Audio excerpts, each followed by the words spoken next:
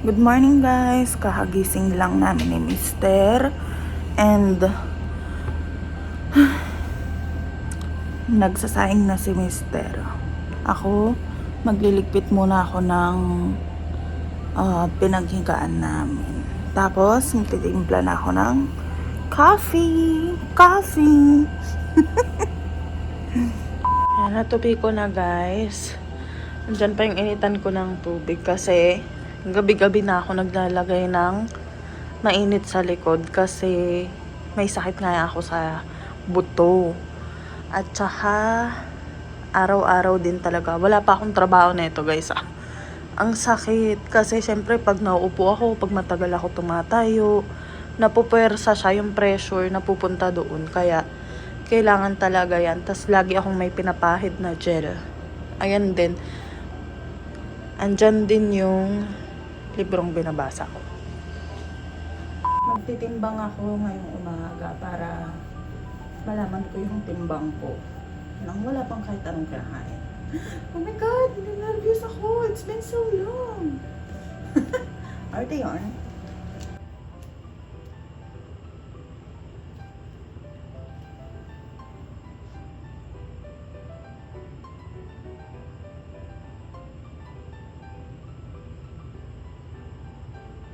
Nakita nyo ba yun? My God, 79.5.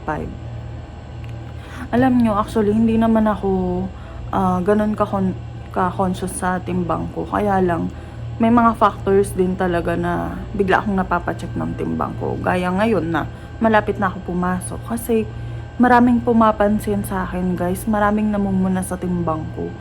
Na, tumaba ka, ganyan. Ano ba? Tigilan nyo na. Tapos nagsasabi pang, huwag ka kasi kumain ng ganyan. Nakikita ko naman guys, nakikita ko yung nakikita nyo sa akin. At saka nararamdaman ko kung ano yung nilaki ko from my underwear, pambahay, pantulog, pampasok, abaya, lahat yan. Nararamdaman ko kaya hindi ko na kailangan ng magsasabi sa akin. Kaya lang, lagi talaga akong nasasabihan ng ganun.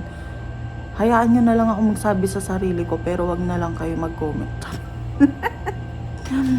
So, pero hindi mo naman din masisi kasi opinion din naman nila yon. At saka hindi rin talagang naiiwasan hindi ako pag-usapan kasi alam nyo naman, ako lang to. Oh my God. Guys, normal lang yung nilaki ko kasi galing akong bakasyon. Kung iisipin mo nga, hindi naman ganun kalaki yung nilaki ko eh. Diba?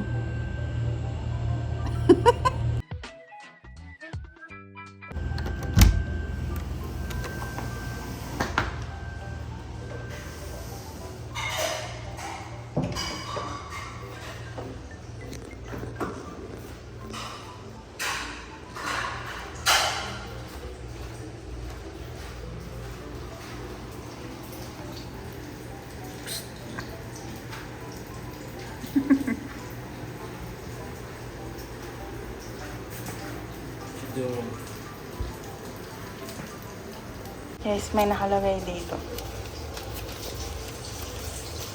Sure ako si Bidge to. Kaya lang hindi namin sure kung sa amin. Pero lagayan kasi namin to. Wow! Kaya lang, paano ko siya kukontakin? Wala kaming internet. Aygo. Tawagan natin siya guys. Kasi ilang araw na kami walang internet. Ubus na yung load ko. Sa phone ni Mister. Kasi wala nga akong load. Pero baka hindi siya sumagot. Baka busy or baka naka-silent yung isa niyang phone. Siguro naman sa amin naman yan. Kasi doon niya nilagay sa ano namin. Wala, hindi siya sumagot. Hindi siya sumasagot, baka busy yun guys. Kaya hakainin na lang namin. Kung hindi sa amin to, patay na, diba? Yun. Pero malaki naman yung chance na naiisip ko sa amin. Para sa amin. Thank you, Tebage! Alam nyo, blessing in disguise kasi wala pa kaming grocery, naubos na kasi nung mga nakaraan laging masasarap yung ulam namin, may sabaw, laging isda, ganyan. So ngayon ang ulam lang namin hotdog at itlog, kaya buti na lang nagbigay si Ate Bitch noon. Sakto talaga siya lagi. Thank you. Mwah! Kain tayo guys. Yung bigay ni Bitch. Wow! Yummy! Kain tayo.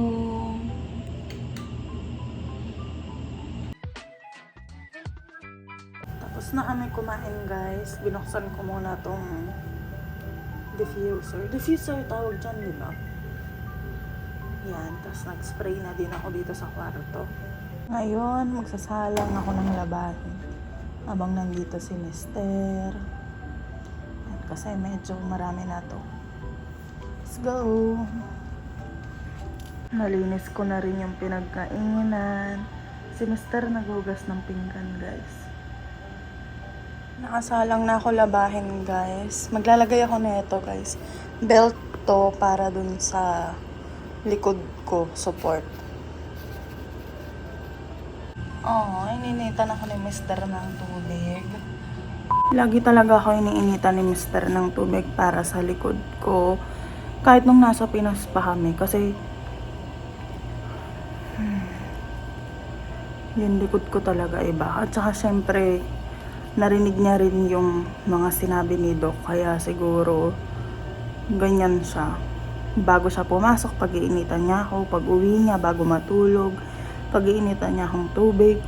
Kahit nung nasa Pinas pa kami. Yun. Natatouch ako, guys. Thank you, Mister.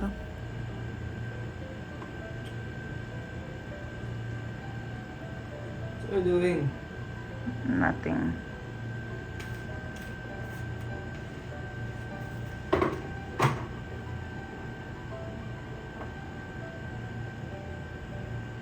Thank you, Opa.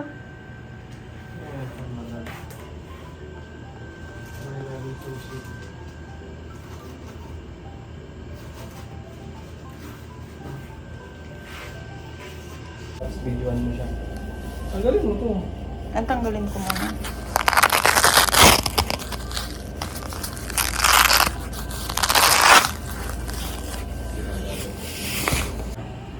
Guys, sabi ni Mister, pag nagkaanak na daw kami, ano sabi mo pa?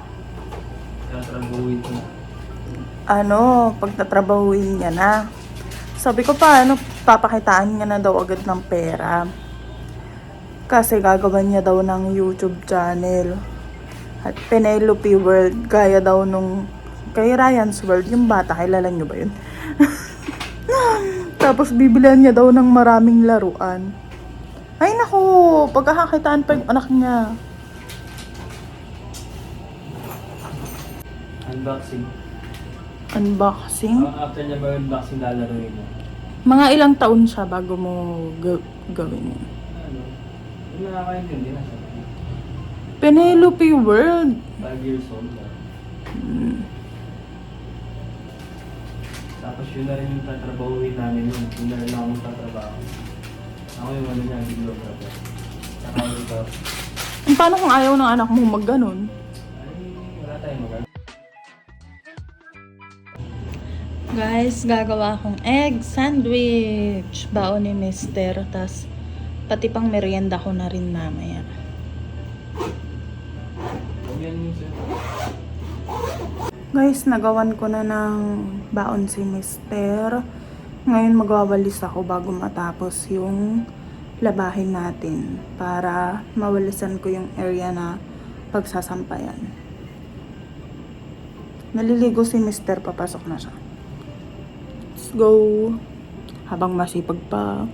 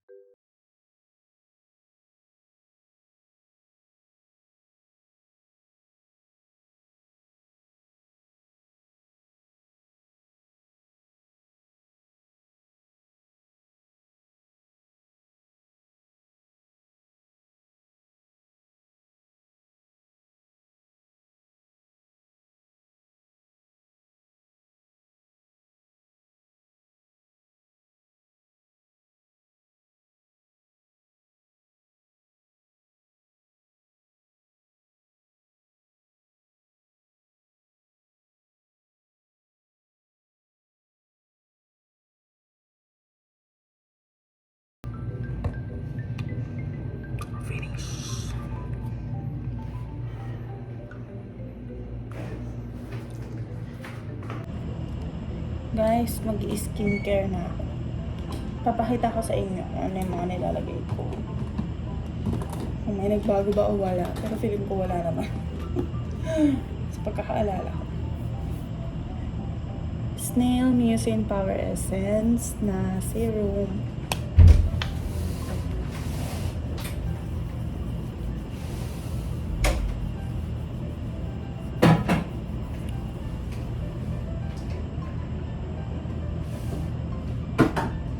Ganyan lang, right?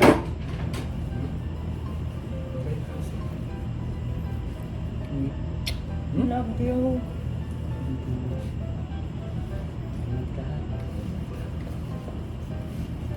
Asan na ako, Uma? Diyan sa may likod ng keyboard.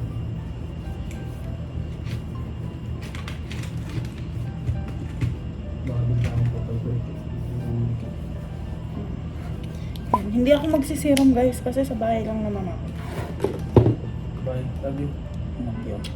Ayun lang pala yung nilalagay ko guys.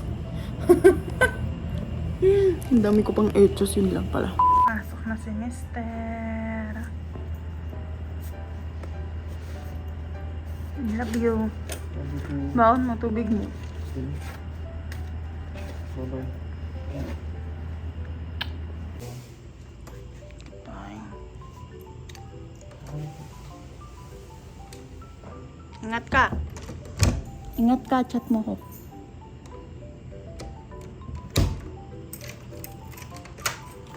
Yan, pumasok na si Mr. Guys, pumasok na si Mr. Sa ngayon, yun lang yung nilalagay ko, yung serum lang. Hindi na ako nagsusunscreen. Kasi sa bahay lang naman pa ako. Yun lang. Tinanggal ko na rin yung nainit ko sa likod. Kasi kanina pa siya sa likod ko, diba? Tapos, ito yung ina-apply ko. Ito. Speaking sa likod ko. Dati pa talaga kasi, masakit na yung likod ko. Pero, nawawala din agad pag ininuman ko ng gamot. Or kapag nalagyan ng mainit, nawawala. Tapos, babalik lang siya.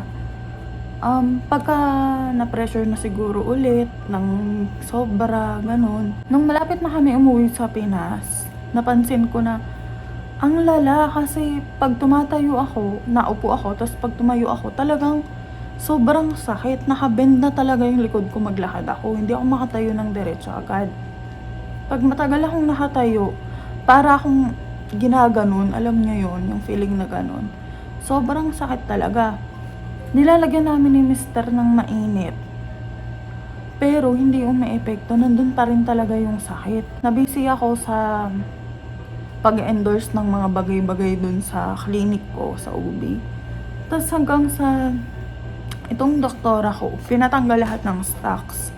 So, nagbuhat kami ng mga gloves, ng mga ano. Doon nagsimula. Tapos nung kinagabi naglaba pa ako. Tapos, mga pantalon pa tayong mga nilaban ko nun kasi nasa work pa si Mr. nung time na yun. Yun na, sumakit na. Hanggang sa dumaan na yung 1 week. Ang sobra talaga guys, sobra. Tapos, nung pinanood ko yung mga lumang vlogs, yung mga vlogs ko before ako magbakasyon, lagi ko talagang iniinda na.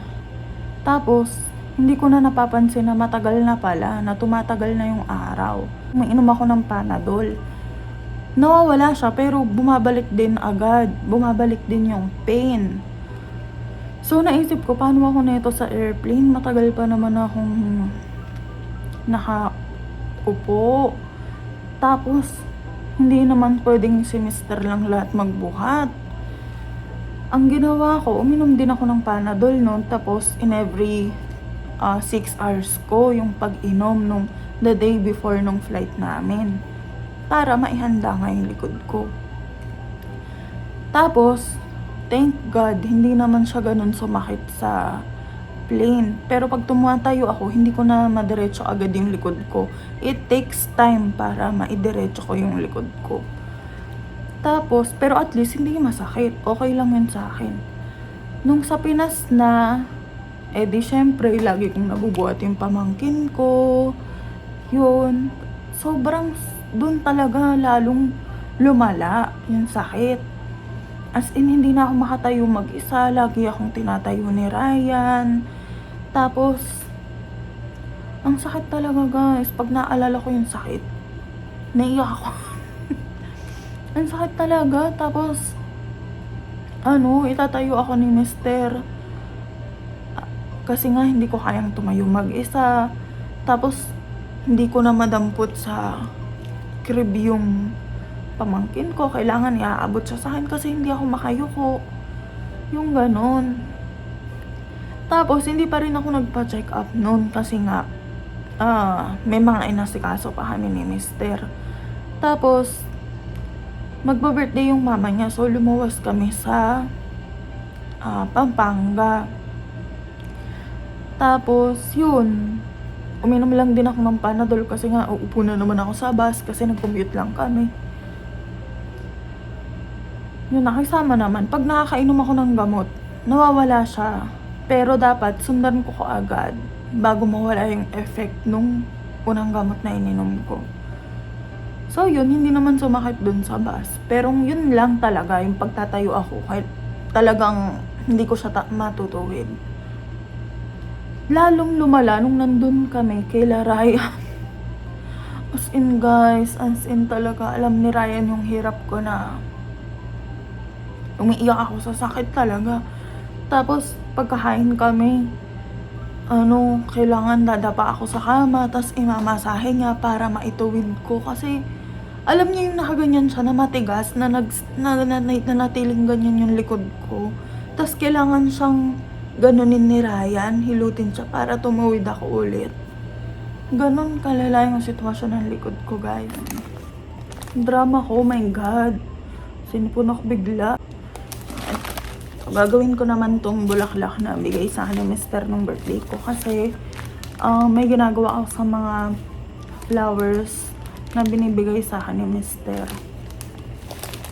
Kaya nga lang, late ko na yun naisip. Kaya marami siya talagang mga bulaklak na madalas kasi nga ako bigyan ng mga bulaklak. Hindi ko naman naisip na itago. Kaya ang ginagawa ko na lang, kapag special na araw at binigyan akong bulaklak, dun ko inaayos or tinatago. Yun lang. Gawin ko muna to guys ha. Huwag ko na ipakita sa inyo kasi para mabilis ko nang magawa. Nahihirapan ako mag-set up ng camera. Usually guys, tinatago ko yung ribbon pero ito parang imposible na. Ang hirap niya rin tanggalin kaya hindi ko na siya itatago guys. Kakagising ko lang guys. Ang haba ng idlip ko ha. Sabi ko idlip lang ako. Yun. Gusto kong mag-edit ng vlog pero kailangan ko muna i-charge tong phone ko.